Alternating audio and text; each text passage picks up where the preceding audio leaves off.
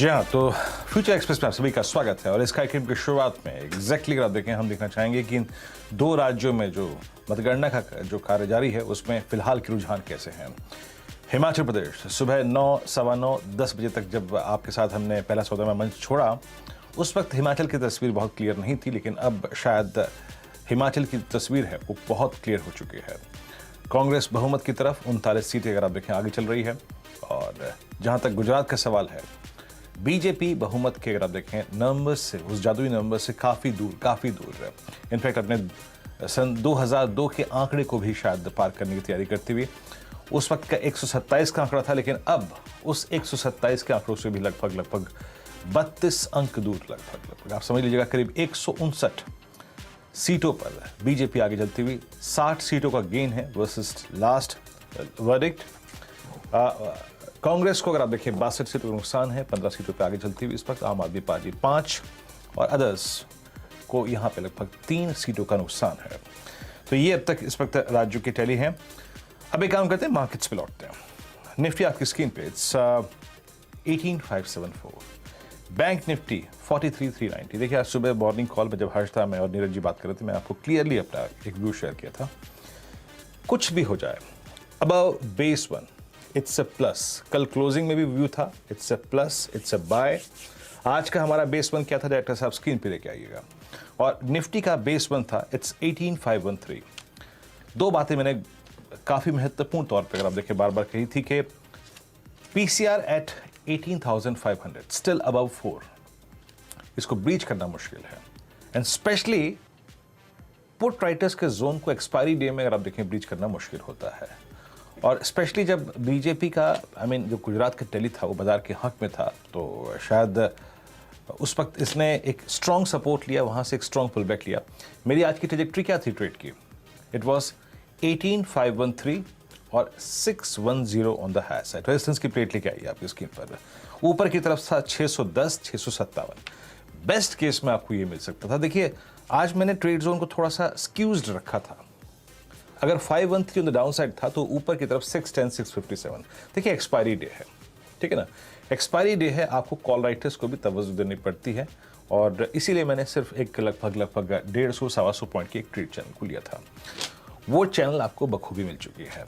और Nifty bank में case क्या था निफ्टी बैंक में था कि 43, 3, 4, 5 पे बड़े कॉल राइटर्स थे, लेकिन बहुत महत्वपूर्ण बात थी कि 43,000 के पुट ऑप्शन में एक साइजेबल ओआई खड़ा था और तमाम टर्बुलेंस के बीच में, इप्स एंड बट्स के बीच में वो पुट राइटर निकलने को तैयार नहीं था। एक क्लियर व्यू था बेस 1 के ऊपर की डिप 43040 बाय कीजिएगा।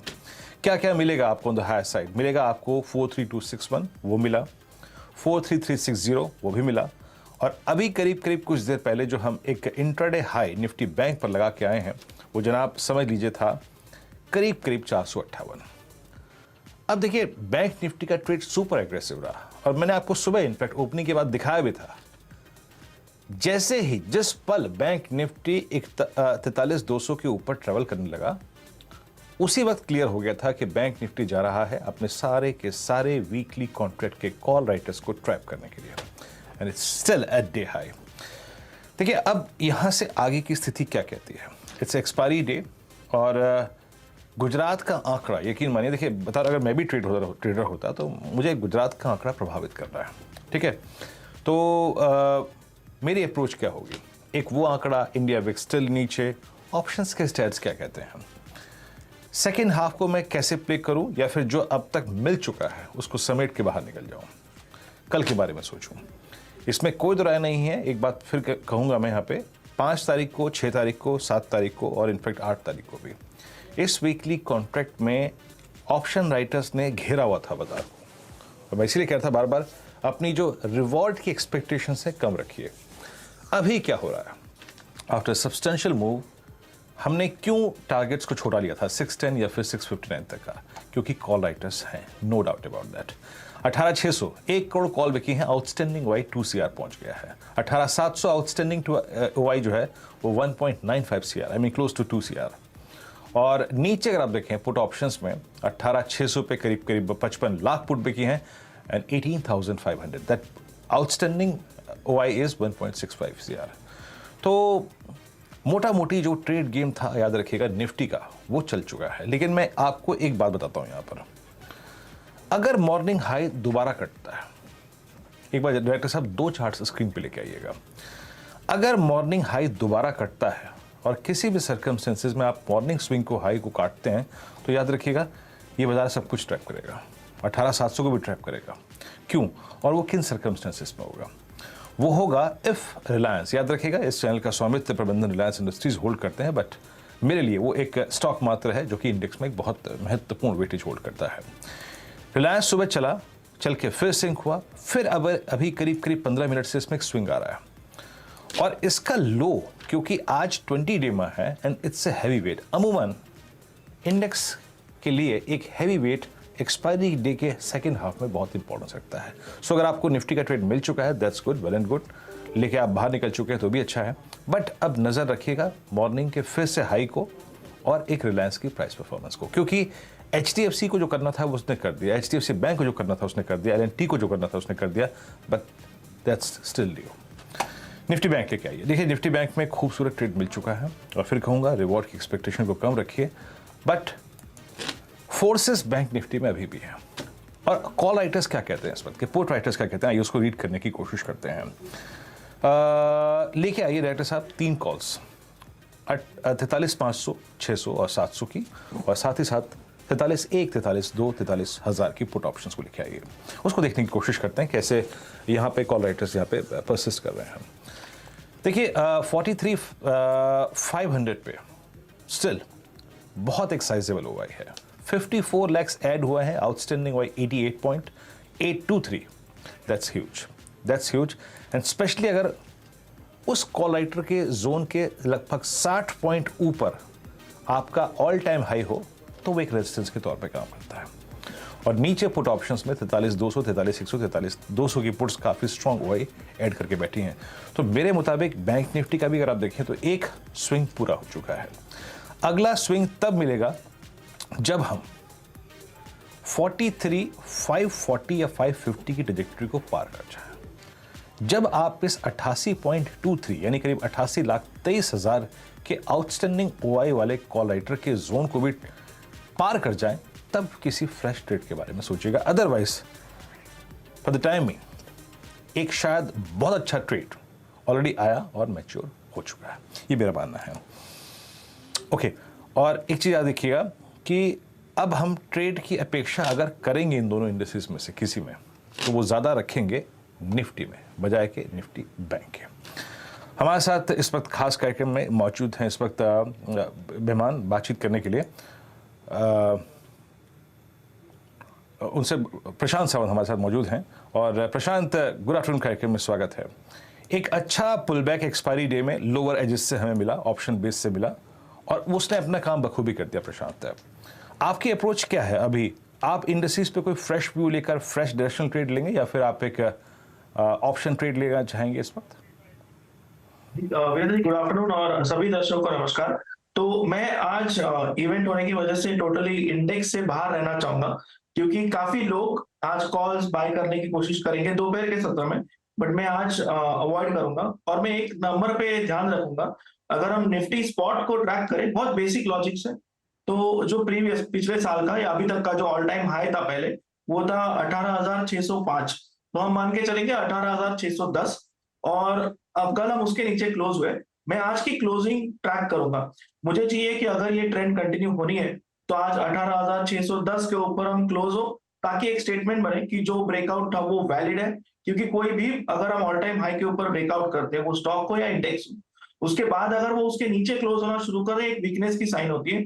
तो मैं ये बेसिक नंबर ट्रैक करूंगा और ये बेसिक लॉजिक आज वेट करूंगा। अगर ये ट्रैक, अगर यहाँ से क्लोजिंग मुझे मिल जाए और कल इसको फॉलो थ्रू मिले, तो मैं डेफिनेटली इंडेक्स में बुलिश रहूंगा। मेरा स्टॉप लॉस में तभी जस्ट 18,500 के नीचे यानी 18,480 स्पॉट बेसिस पे रखूंगा अगर कल फॉलो थ्रू मिले, और टारगेट मेरा होगा करीबन 18,800 से लेके 850 तक। तो करीबन 100 पॉइंट के रिस्क पे मैं 200-250 पॉइंट का रिवॉर्ड देखूंगा। इसीलिए आज मैं सिर्फ वेट एंड वॉच करूंगा। और इसी के सामने जहां मुझे बैंक निफ्टी दिख रही है, तो इसमें जो मुझे लग रहा है कि थोड़ा स्ट्रेंथ ज्यादा है, बट मूव थोड़ी एग्जॉशन की तरफ जा रही है। तो जिनके पास पोजीशन हो फ्यूचर्स लेवल में हम करीबन अभी 43,560 के आसपास है। मेरे हिसाब से हमें 43,400 ये स्ट्रिक्ट स्टॉप लॉस बना के रखना होगा, उसके जस्ट 10-20 पॉइंट नीचे, यानी 43,380 के स्टॉप लॉस से हम होल्ड कर सकते हैं। जो इंट्राडे पोजीशन भी लेना चाहते हैं या स्विंग के लिए, वो भी 43,380 के पोजीशन से ले सकते हैं और टारगेट हम रख सकते हैं करीबन 43,800 से लेके 850 तक का। ओवरऑल मेरा ये व्यू है कि बैंक निफ्टी के जो फ्यूचर्स है वो करीबन इस स्विंग में 44,000 से 44,500 600 तक जा सकते हैं और जो नेक्स्ट लेग ऑफ रैली होगी वो mostly led by HDFC bank होगी। और मेरी ये राय है कि एचडीएफसी बैंक और एचडीएफसी इनके जो मर्जर न्यूज के हाई थे वो बहुत जल्दी टेस्ट होंगे और इसीलिए दोनों इंडाइसेस को, एचडीएफसी निफ्टी को और एचडीएफसी बैंक निफ्टी को सपोर्ट करेगा। तो जैसे मैंने कहा, निफ्टी में 18,610 के ऊपर स्पॉट क्लोजिंग और बैंक निफ्टी में डेफिनेटली लॉन्ग रहना चाहूंगा। ओके, इंडस्ट्रीज पे आपको मोर लेस प्रशांत का ये व्यू मिल चुका है और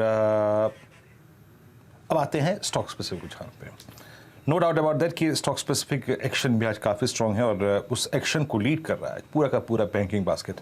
मेरी स्क्रीन पे जो अभी डेरिवेटिव्स की गेनर्स है उसमें लीड करता हुआ BOB, then PNB, Axis Bank, IndusInd Bank, गजब आप देखिए बैंकिंग ने धुन पकड़ी हुई है। प्रशांत, आपके स्टॉक स्पेसिफिक आइडियाज, 3 आपके टॉप कन्विक्शन कॉल्स।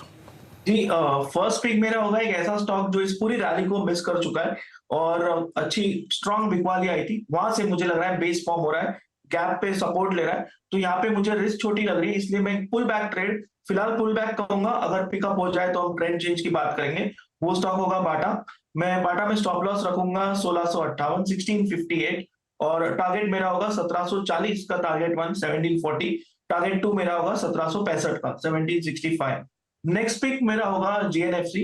मेरी ये राय है कि इसकी बेस बन चुकी है, थोड़ा बहुत ये शेक आउट कर रहा है, बट मुझे लग रहा है अभी ये स्टॉक पिकअप होने के लिए तैयार है, तो यहाँ पे मैं स्टॉप लॉस रखूंगा 575 575, टारगेट मेरा होगा 640 का, टारगेट 1 640, टारगेट 2 मेरा होगा 665 का 665 और फाइनल पिक मेरी होगी जी।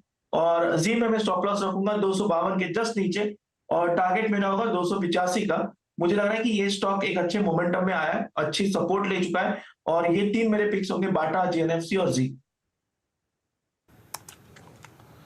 ओके, बाटा, जीएनएफसी और जी। और इनफैक्ट मुझे याद आ रहा है कि कल मैं बाटा के बारे में बात ही कर रहा था और मैं बाटा को लेके थोड़ा सा मैं निराश था कि इसके price performance against all footwear stocks में काफ़ी ख़राब रही। कैंपस को देखिए आप, लिबर्टी के ड्रीम रन को देखिए उसके अगेंस्ट, और देख लीजिए आई मीन 1740 पे इट्स अ शॉर्ट कॉल, 1658 का स्टॉप लॉस रहेगा और नहीं सॉरी माफ कीजिए, बाय कॉल 1658 का स्टॉप लॉस रहेगा, 1740 का और 1765 का टारगेट है। उस डिस्कशन में भी यही बात हुई थी कि इसका एक बहुत स्ट्रॉन्ग बेस 1670, 1640, 1600 की जोन में है। तो प्रशांत वहीं से अगर आप देखें एक पुल बैक ट्रेड को खोजते हुए एक ओवरसोल्ड, एक्सट्रीमली ओवरसोल्ड ट्रैजेक्टरी से। खैर अब एक ब्रेक का वक्त है, ब्रेक से जब लौटेंगे तो बात करेंगे कुछ ग्लोबल जो हेड्स हैं आई मीन उनके व्यूज़ की पर्टेनिंग इंडियन मार्केट्स, भारतीय बाजार को लेकर उनके व्यू को और समझेंगे और साथ ही साथ आज का जो सस्ता ऑप्शन ट्रेड है ब्रेक के उस तरफ लेकर आते हैं। के बाद फ्यूचर एक्सप्रेस में आप सभी का फिर से स्वागत है। चलिए अब बात करते हैं आज के सस्ता ऑप्शन ट्रेड की और आपकी स्क्रीन पर अब वो आएगा प्रशांत जी के सौजन्य से। प्रशांत जी बताइए क्या पिक कर रहे हैं आप? जी वीरेंद्र जी, मेरा ध्यान जो है वो स्पेशली पीएसयू बैंक में ज्यादा है और मुझे लग रहा है कि अगले 3 हफ्तों के लिए यानी इस महीने में एक बहुत अच्छी मूव आ सकती है। तो कैनरा बैंक की जो 330 की कॉल ऑप्शन है, पहले भी एक बार इसमें हमने ट्राई किया हुआ था जहां स्टॉप लॉस ट्रिगर हुआ था, बट अब मुझे लग रहा है कि ये तैयार है बिल्कुल नेक्स्ट लेवल के लिए। तो जो 330 की कॉल ऑप्शन है ये 8 और 9 के बीच में बाय करना चाहूंगा। मेरा स्टॉप लॉस होगा 3.8 यानी 4 के जस्ट नीचे। मेरा टारगेट 1 होगा 15 का 15 और टारगेट 2 मेरा होगा 18 का।